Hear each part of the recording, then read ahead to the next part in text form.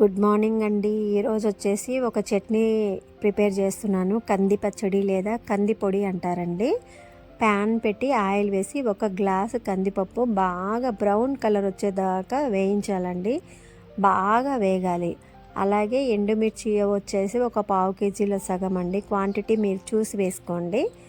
Pan పెట్టి అదే ప్యాన్లో ఆయిల్ వేసేసుకొని ఎండుమిర్చి కొంచెం ధనియాలు యాడ్ చేసి వేయించుకున్న తర్వాత మిక్సీలో ధనియాలు అలాగే ఎండుమిర్చి సాల్ట్ మిక్సీ పట్టిన తర్వాత ఆఖరణ కందిపప్పు వేసి ఒక 3-4 రౌండ్లు తిప్పిన తర్వాత చింతపండు కూడా వేసి ఒక రౌండ్ తిప్పేస్తే కచ్చాపచ్చాగా ఉంటుందండి. పప్పు అనేది కరకరలాడాలి, బాగా మెత్తగా పట్టొద్దు.